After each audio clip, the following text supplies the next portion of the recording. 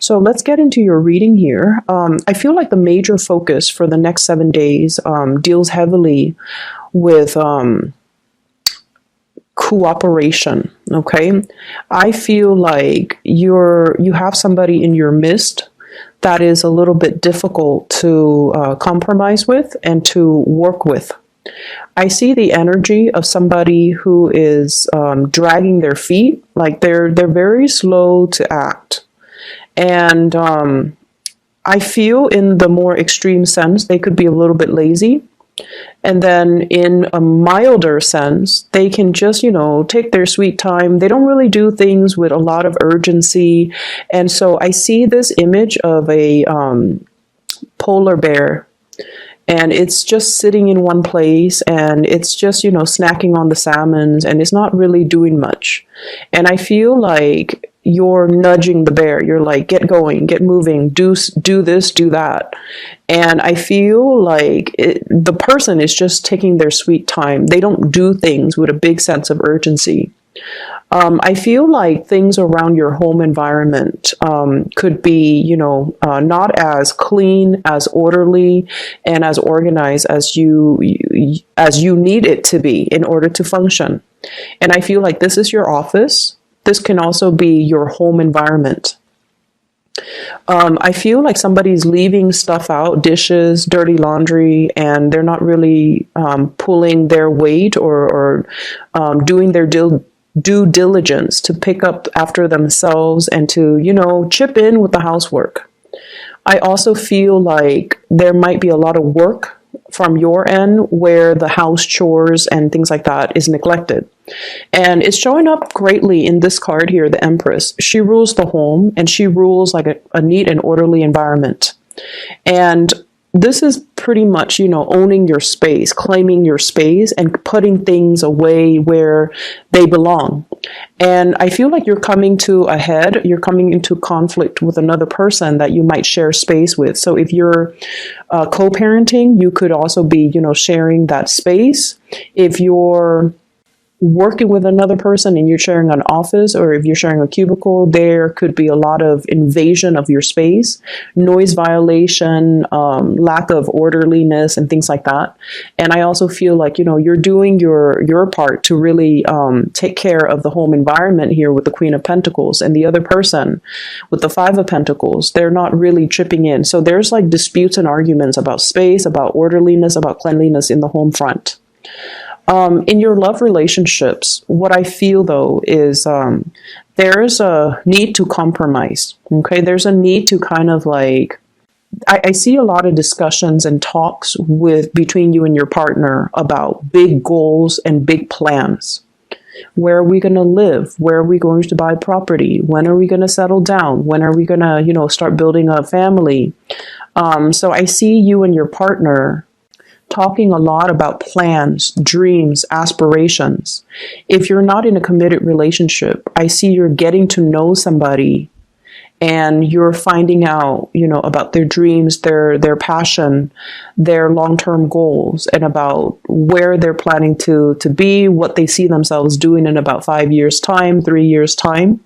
And I feel that the person that you're dealing with, we have here a fire sign, Sagittarius, Aries, or Leo. This is somebody who is, a leader in their own right. Okay, so this is somebody that leads the way, that takes charge, that takes a lot of initiative.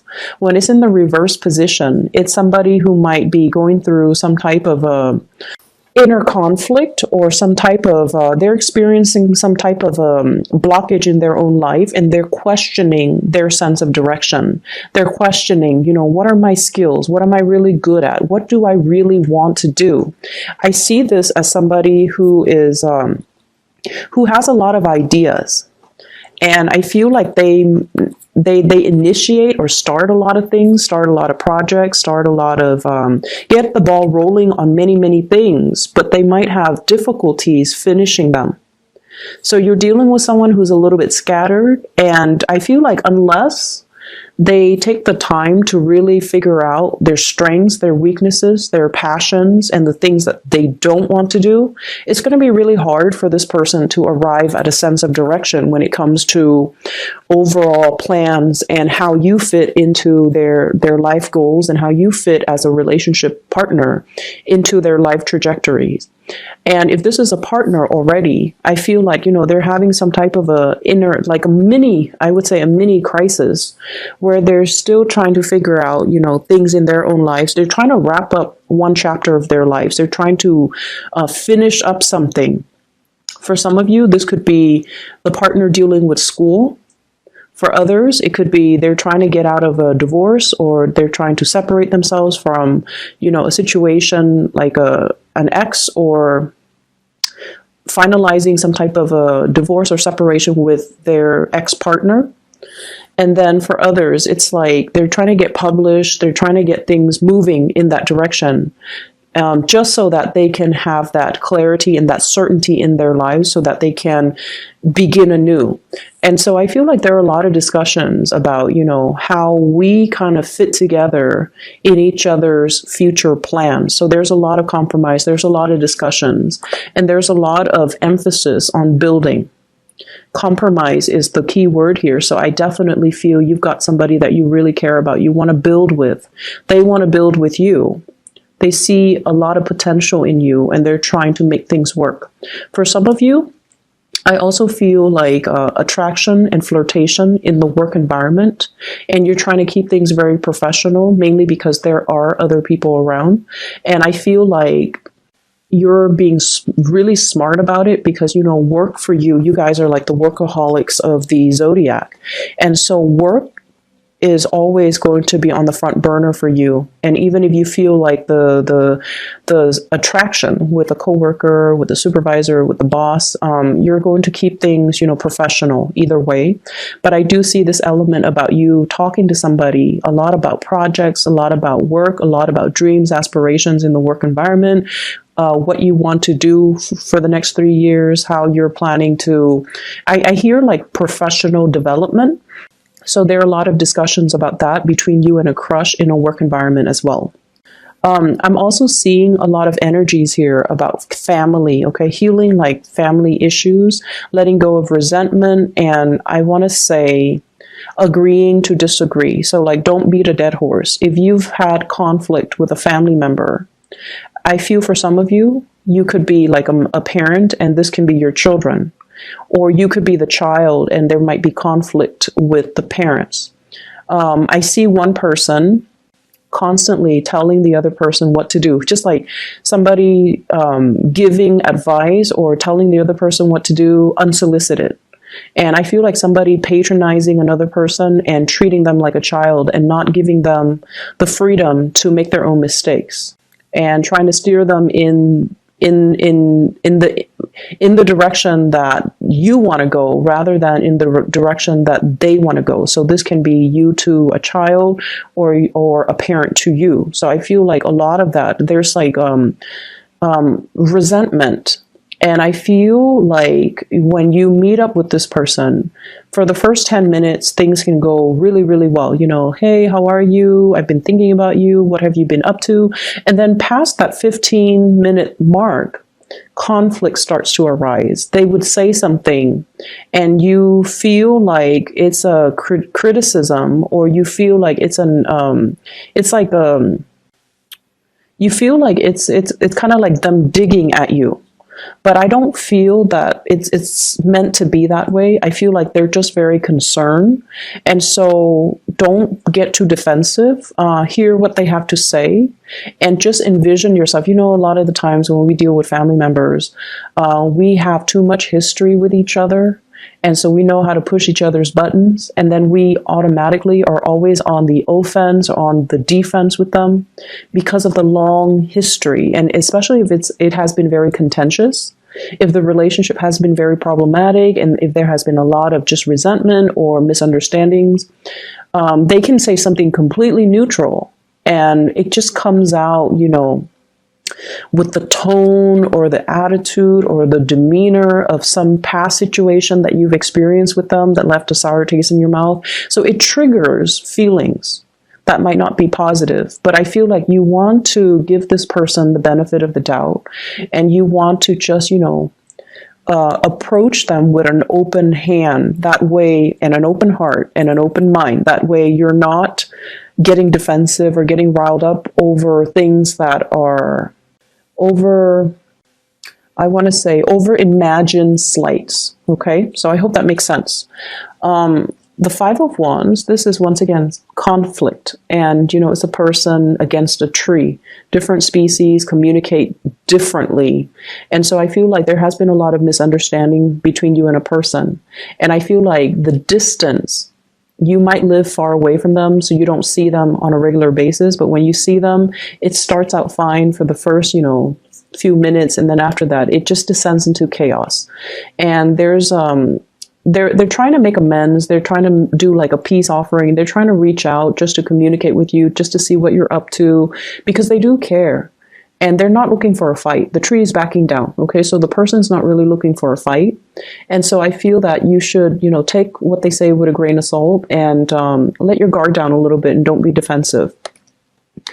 I feel like the distance between the two of you, and I also feel like this might be a family type of a contentious family relationship where you really, really care about each other. And the more you care, the harder it is to be objective, right? And so let your walls down, okay? She's got her mask on. She's listening to her intuition. She's got the sword in front of her, so she's kind of like got her walls up. And so the advice with this card is all about, listening to your higher self. Let go of the imagined slight. Let go of the resentment, especially as it relates to, dealing with family members. I'm also seeing as well, this is the next 7 days is all about communication clearing up. Okay, so clearing up of old energy, clearing up of communication. You're talking to another person about plans for travel, and it is the holiday season here in the US. So I feel like there are a lot of travel arrangements, a lot of plans being hatched out between people. I'm going to come to see you. When are you available? And I see many of you are taking the time to see parents, which is great. Many of you are taking the time to host family gatherings, even offering up your space so that other people can come into your space. And I feel like in the spirit of opening up your space, opening up your home, opening up your heart, opening up your hands, I feel like it can be very conducive for healing and for, breakthroughs in communication. And especially if you're dealing with somebody that has been very, very difficult to read and difficult to reach, I feel that it's going to work itself out and it's going to be resolved very wonderfully. I'm also sensing here health issues when it comes to, I feel more of like a father figure. So reach out to your parents and, catch up on what they're doing, see if there's anything wrong with them, see if there's anything that they need. I see a lot of people who, if your fathers are still around, there might be, it's like he's craving some attention. He's kind of like, hey, come see me, but he doesn't really want to express it. Okay, so it's like the stern paternal figure that doesn't really like to reveal his emotions and doesn't really talk about his emotions. And when he sees you, he might keep a poker face and he might not be able to express, wow, I'm really glad to see you. So I feel like you might want to, maybe that message applies to a few of you, but it's important that you try to reach out and see if there's anything he needs, if there's anything that you can do. The last thing that I see coming into the picture here, we have here the Page of Coins. And this is a card about learning. So this is the Page of Pentacles. This is a card about acquiring new knowledge, learning, possibly even being in an environment where you're attending a lot of training seminars, where you are coming into contact with people who are really, really knowledgeable in their field, and they're kind of lighting a spark of inspiration from within you. So they're giving you ideas and snippets and inspiration. And I feel like you have somebody in your midst that's very knowledgeable about, whatever they're training you on. I feel a lot of it is about expansion.